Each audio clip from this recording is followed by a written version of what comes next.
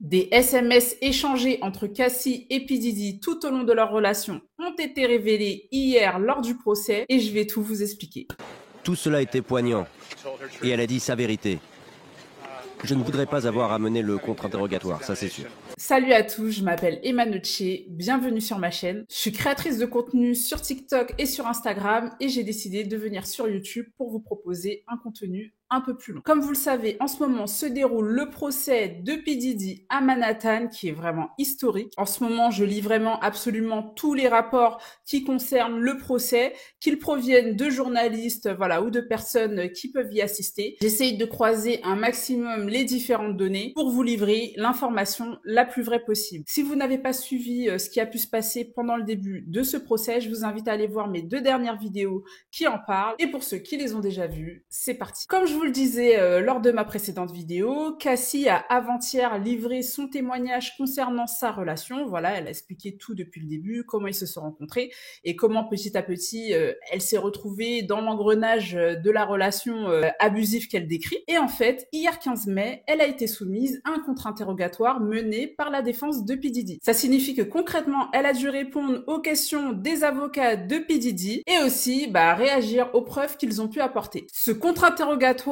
a été mené par l'avocate de Diddy, Anna Estevao, et son objectif était clair. Son objectif était en fait de prouver que Cassie était en réalité consentante pendant toute la relation, aussi et surtout lors des freak-offs, voilà, que c'était pas quelque chose de subi et que voilà, concrètement, elle le voulait autant que P. Diddy, et aussi de démontrer que du coup, elle n'était pas du tout dans un schéma de relation abusive, mais que en fait, ils avaient une dynamique de couple qui était juste complexe. Pour ça, elle a présenté devant le jury des SMS, voilà, qui datent en fait de toute leur relation de 2009 à 2017. Elle a par exemple sorti un échange d'SMS qui a eu lieu en août 2009 où concrètement P. Diddy lui demande quand veux-tu faire un freak-off et elle répond je suis toujours prête pour un freak-off. Un an plus tard, en avril 2010, P. Diddy lui aurait signifié que leur relation représente tout pour lui et Cassie aurait répondu je t'aime, je volerai n'importe où. En juillet 2012, Cassie aurait envoyé un SMS à Diddy où elle disait « J'ai envie et je m'ennuie ». Il y a aussi un autre échange SMS qui a eu lieu en mars 2016 et c'était d'ailleurs la veille de l'agression à l'Intercontinental Hotel dont la vidéo avait été révélée par CNN.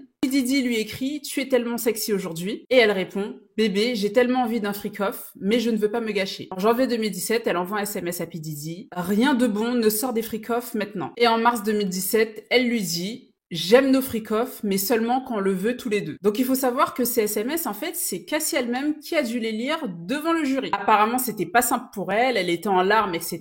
Et elle s'est expliquée en disant que ce sont des SMS qu'on envoie quand on est dans une relation abusive. Elle expliquait que justement, pour ne pas subir les foudres de P. Diddy, elle était amenée parfois à faire semblant qu'elle en avait envie, mais que à plusieurs reprises, du coup, dans les SMS qu'on vient de voir, elle essayait de faire comprendre que voilà, elle voulait plus le faire. Elle explique aussi que selon elle, il y a beaucoup de choses qui ont été sautées dans les messages, beaucoup de choses qui n'ont pas été montrées par la défense, et que pour elle, il n'y a rien qui montrait qu'elle était absolument consentante lors des freak-offs. Elle a aussi beaucoup parlé de la jalousie de P. Diddy. Elle a d'ailleurs aussi précisé que P. Diddy était, selon elle, accro à différentes drogues et que le cocktail des deux entre sa jalousie et son addiction aux drogues faisait très souvent mauvais mélange. Elle a expliqué que Diddy pouvait devenir vraiment explosif quand il était jaloux et qu'en plus de ça, il n'était pas dans son état normal. Elle est aussi revenue sur l'affaire de Kid Cudi où elle explique en fait que après sa rupture, elle a commencé à fréquenter Kid Cudi et que P. Diddy était rentré en fait dans une colère noire, dans une jalousie folle, et qu'il aurait menacé de faire exploser la voiture de Kid Cudi. Pour elle, il y a un lien clair entre cette menace et le fait que, effectivement, la voiture de Kid Cudi a bien subi une explosion quelques temps plus tard. Il y a aussi eu le témoignage d'une femme anonyme qui dit avoir été aussi victime, comme Cassie,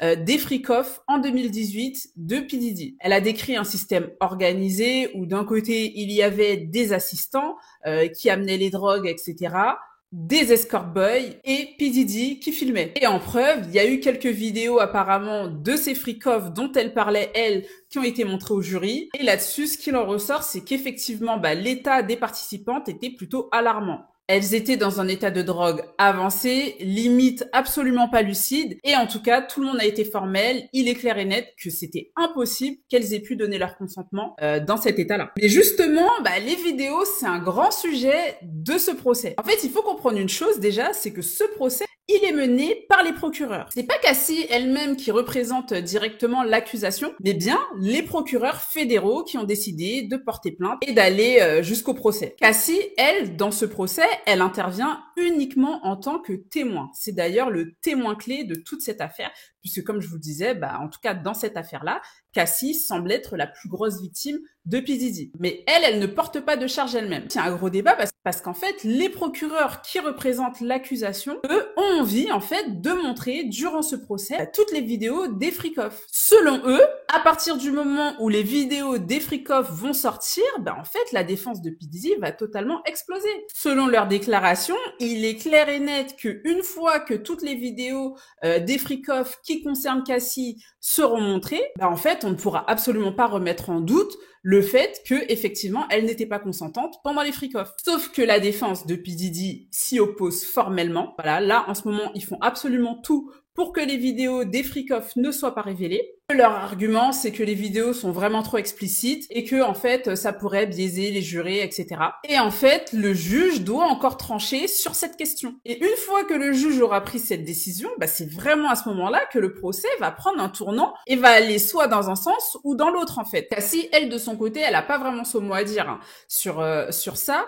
Est-ce que les vidéos doivent être diffusées ou pas? Ça, c'est vraiment pas sa décision, c'est vraiment celle du juge, comme je vous le disais. Mais dans son témoignage, elle expliquait que à la base, elle voulait absolument pas que ces vidéos soient diffusées et justement, ça la terrifiait en fait. Et c'est pour ça que P. Diddy, du coup, la faisait énormément chanter dessus. Donc voilà, c'est vraiment une décision pas simple parce que du coup, l'accusation a l'air de croire que il faut absolument que ces vidéos soient diffusées parce que c'est ce qui va pouvoir prouver que Cassie a bien été victime d'abus. Mais en même temps, elle, de son côté, comme elle le disait dans son témoignage, elle craint pour sa famille, etc.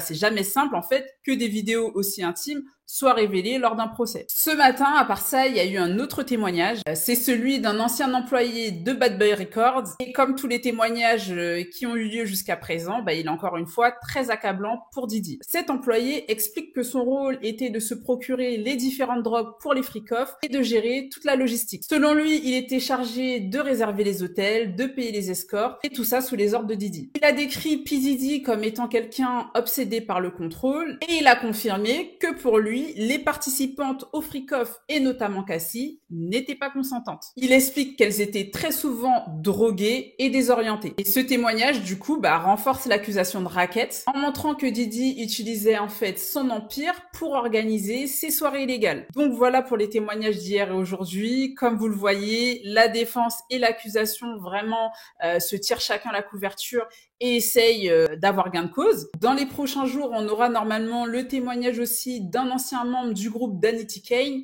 qui accuse aussi P. Diddy d'abus, et d'autres femmes, certaines sous anonymat, qui devraient aussi témoigner qu'elles ont subi des abus lors des freak-off, qu'elles ont été droguées et qu'elles n'étaient pas consentantes. En tout cas, ce procès est vraiment loin d'être fini, et peut-être que la défense de P. Diddy a aussi des choses qu'ils n'ont pas encore exposées, peut-être qu'ils n'ont pas dit leur dernier mot.